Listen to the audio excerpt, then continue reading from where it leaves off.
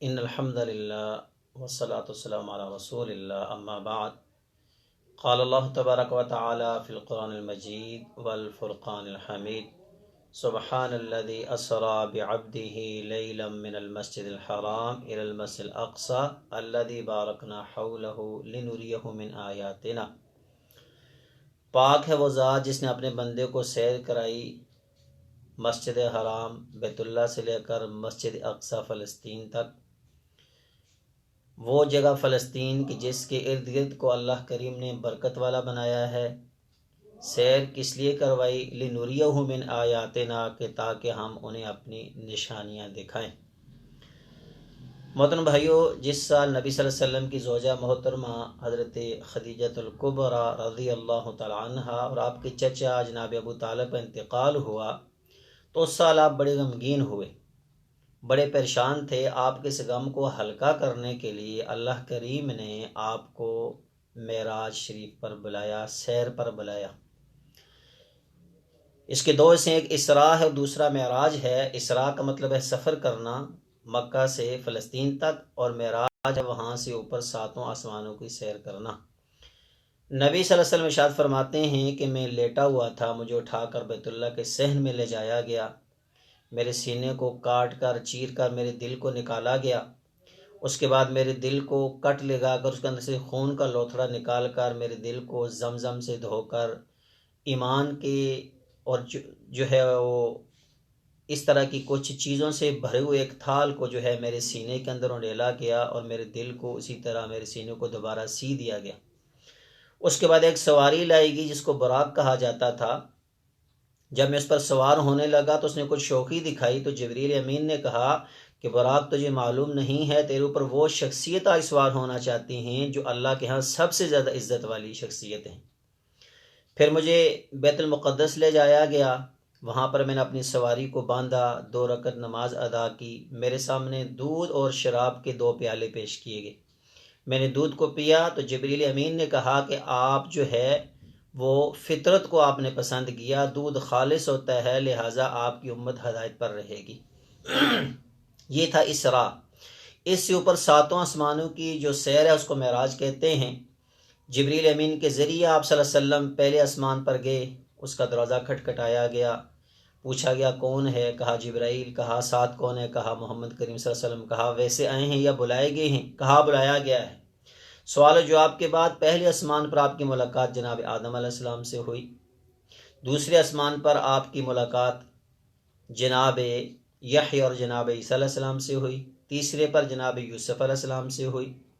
آپ نے فرمایا میں نے یوسف کو دیکھا، جس طرح خوبصورتی کو 2 حصوں میں تقسیم کیا ہے، ایک حصہ ساری دنیا کو دیا گیا ہے اور ایک اکیلے یوسف کو دیا گیا ہے۔ اور اما جی عائشہ فرماتی ہیں کہ مصر کی عورتوں نے جناب یوسف کو دیکھ کر تو اپنی انگلیاں کاٹ ڈالی، اگر میرے محبوب کو دیکھتی تو اپنے جگر کاٹ ڈالتی۔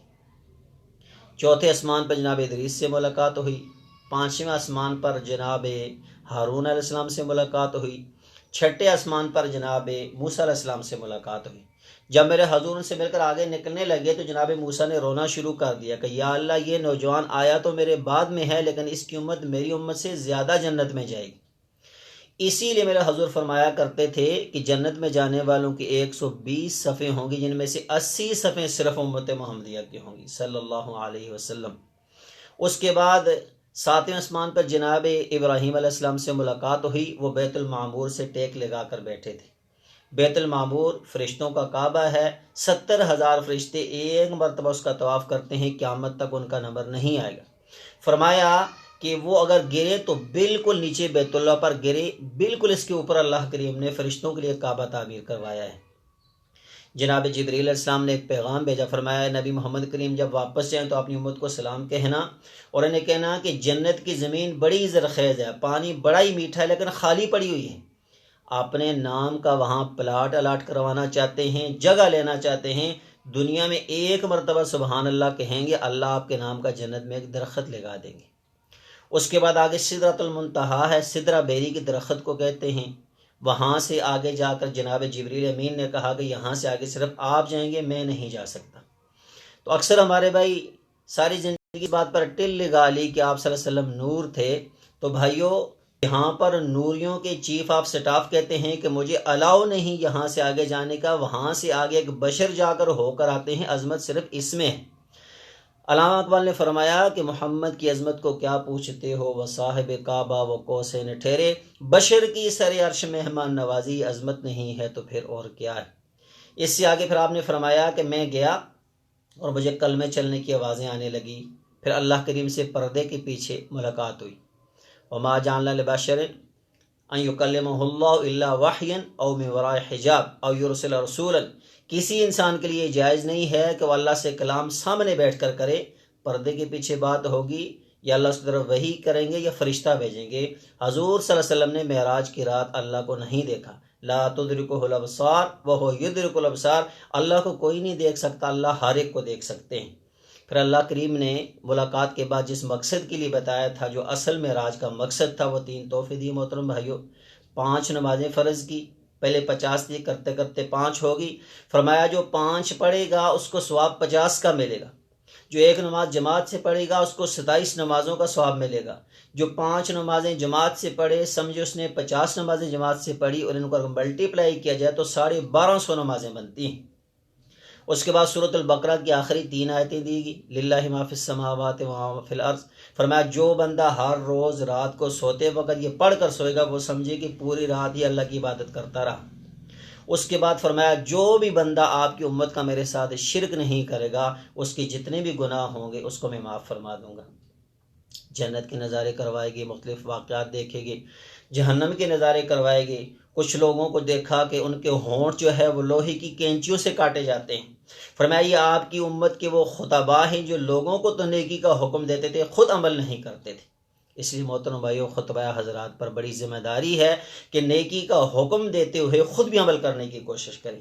غیبت والے لوگ اپنے جو ہے وہ منہوں کو نوچ رہے تھے تانبے کے ناخنوں سے، مختلف قسم کے جو ہے وہ اچھے مناظر دیکھے۔ عمر بن خطاب کے محل کو آپ نے دیکھا، بلال حبشی کے پاؤں کے چلنے کی آواز سنی، خزیمہ بن ثابت کے قرآن پاک پڑھنے کی آواز سنی۔